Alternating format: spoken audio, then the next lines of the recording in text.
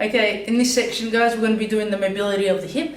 So with the hip, flexion of the hip is bringing your knee up to your chest, okay? So this is flexion of the hip here, knee up to your chest, okay? I'll show you from the side there.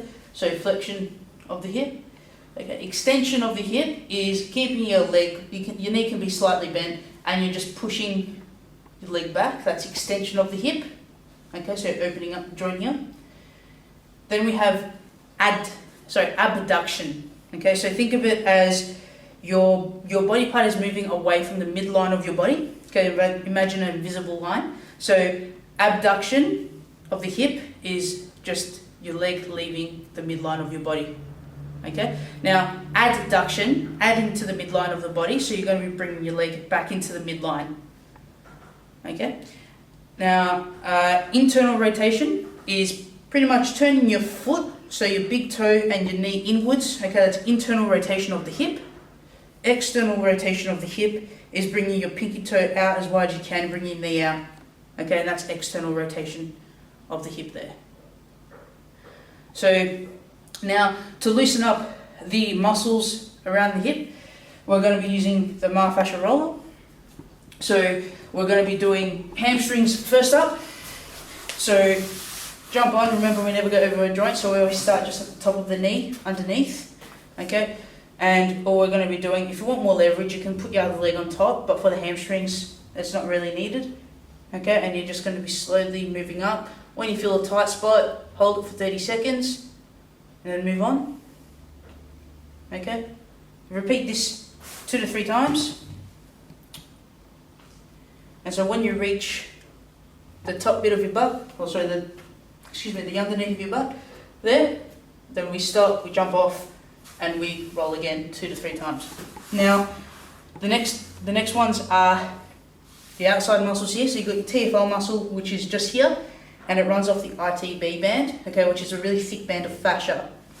So with this one, we start again at the top of the knee, leverage with your arm, okay, and also the leg that you aren't using is going to be either on top of your other one or just behind it, okay, depending on how comfortable you are, okay, and just rolling down nice and slowly. Again, when you feel a tight spot, just going to hold there for at least 30 seconds and work your way up to the body.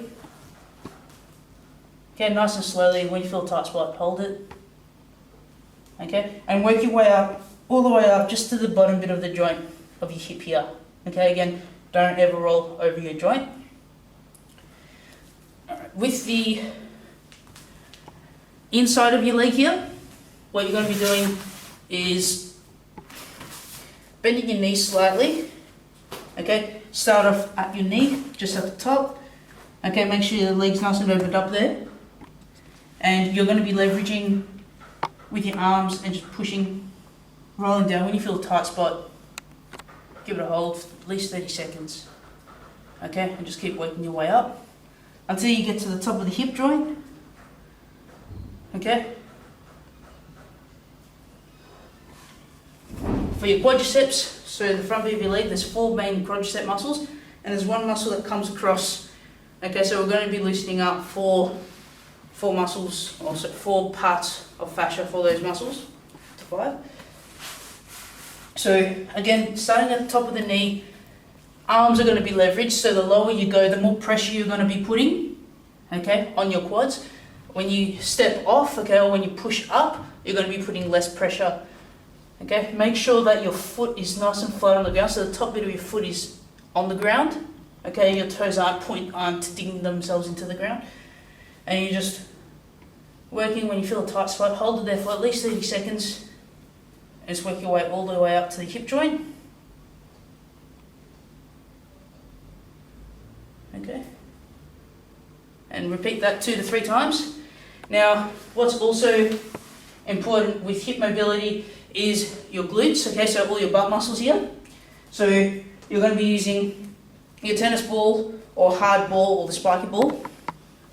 Now what you're going to be finding here is you're going to be finding tight points within your butt. So be very cautious, very careful, because if you go straight onto it, it can really be tender. Okay, so when you're finding a tight spot, you're literally, there's no other add-on or no other pressure that's needed, okay, because you've got your upper body weight pressing on top of the ball. And you're just going to hold it wherever you are, wherever you feel a tight spot. Okay, and now you can roll around here.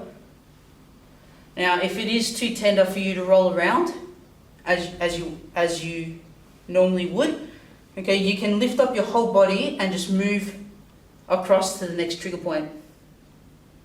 Okay, so you can lift up your whole body and then just move across. Or lift yourself up and move it to the next point instead of rolling around.